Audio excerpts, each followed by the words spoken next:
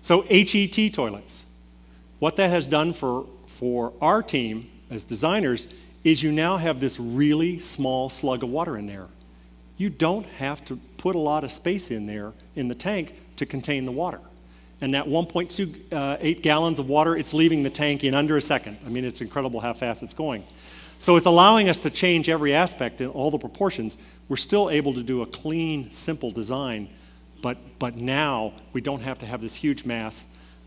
We've changed the proportions because the height are critical to engineering, but you can see it all works into the overall design. It allowed us to have a new language. And so when you see this, you know something's different. This is not your average one-piece toilet. It's interesting, the original toilets, if you go way back in history, were actually furniture, and they were in a corner of the bedroom.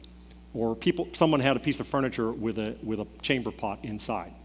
So we've sort of gone full circle in that this new architecture we have, these new proportions and form that the conservation has provided us, allows us to do products that look more like furniture. And as you'll see in some of my later slides, furniture is a big deal in the bathroom now. People want to furnish their bathroom like they're furnishing the rest of their home. So this has furniture elements in it now. Looks more like a chair than the old blob of Chinaware that we had before.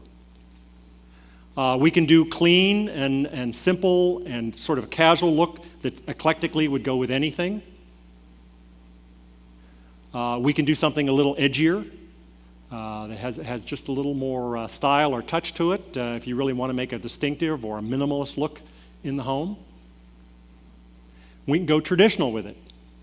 So when we've got these great old traditional designs that people cherish, even though we want them to have new contemporary products, we now can provide them with an HET, with the performance and all the effectiveness in a shape and a form. It's a brand new form, brand new architecture, but there's some familiarity to it, and it starts to work. So this is a case where what you all are working on has absolutely impacted what my team can do. Same thing, here's a two-piece traditional. Consumer likes this, easier to keep clean, simpler, has a simple look, looks like the furniture they're starting to put in the rest of their bathroom. So another example of how things are changing, how design is changing, is certainly showers. And one of the choices that people are making as they transition is from baths to showers. This, to me, was the SUV of shower systems. There are people who've got to have this, but to your friends and relatives, this doesn't say you're being a responsible, environmentally friendly person. And so, new technology, you can see the shower head in the top here. It's our 1.5 turbine-driven shower. It has tremendous performance. That's all it needs to be. But from a design standpoint, it allowed us to do this, to come up with a new design language and form that lets it swivel inside. And then this is our flow-wise, just happens to be, it starts out on 1.5. If you decide you want to use more water, you can turn it up to 2, but when you turn it off, it resets itself. And so this way, people actively have to choose to waste water. Now, the nice thing about this internal engine is that it allowed us to do a whole series of designs. So there's sort of a transitional design that will go with everything.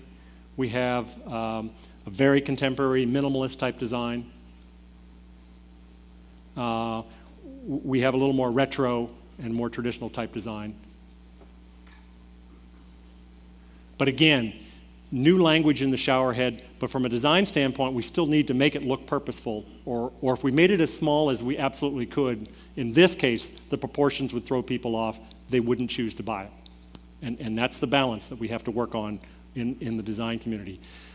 Also, the products, how easy they are to install, and is the homeowner and consumer going to save money? That's a tougher thing to get across, that message that they ultimately save money. Do they like how it looks is easier, because that's an emotional reaction they're having. Another interesting thing going on with the new aerators that allow us to be water sense, all they've really done is throttle down the end of our bathroom faucets. All we're doing is grabbing the end of the hose and choking it off.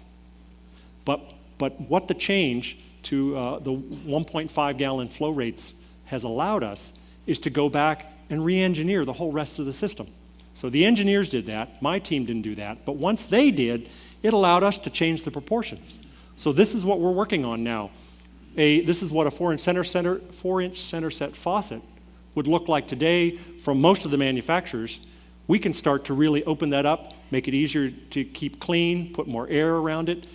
It doesn't need to be as massive as it was in the past because it's delivering less water but at the same performance. So again, a case where the new codes and the environmental aspect of it is letting us do new things from a design standpoint.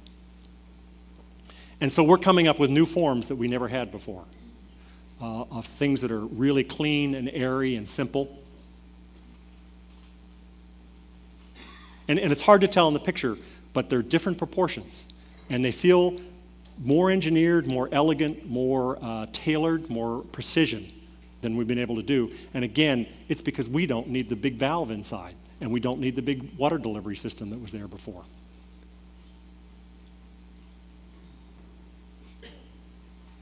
And then, of course, one of the things is the technology behind it. We were talking about landing on the moon there before. 1968, 69 was when we introduced ceramic disc valves, and the notion that you have a valve that never wears out, never needs replacement. That's something that we've believed in all these years and is part of water conservation.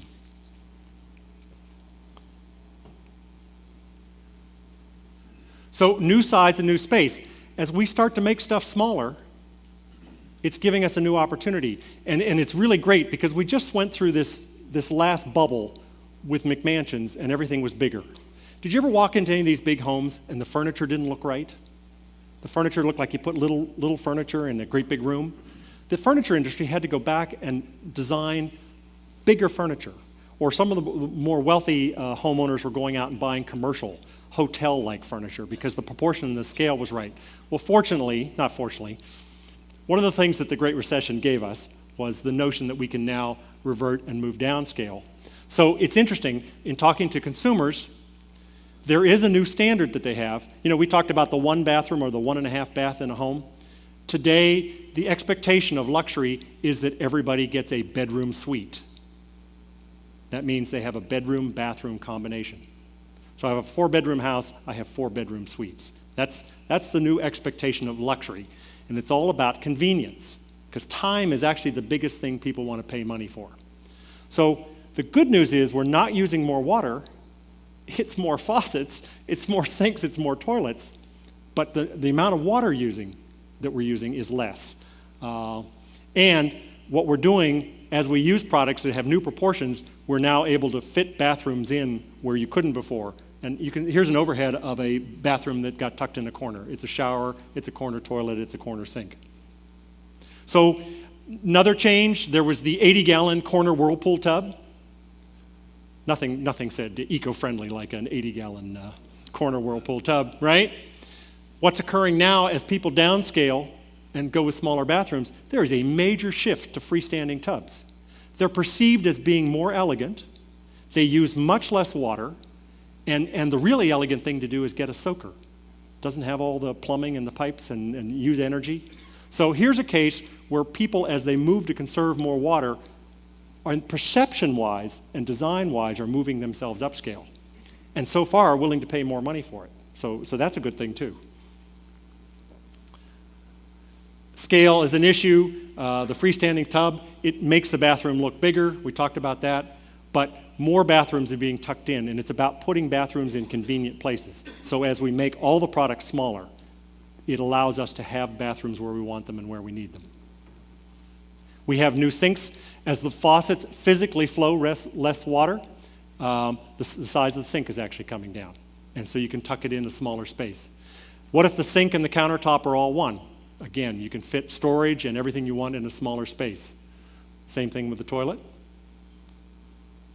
And more, it's about convenience. More faucets are showing up different places. You can have a kitchen faucet, you can have a pot filler, but again, it's using less and less flow rate.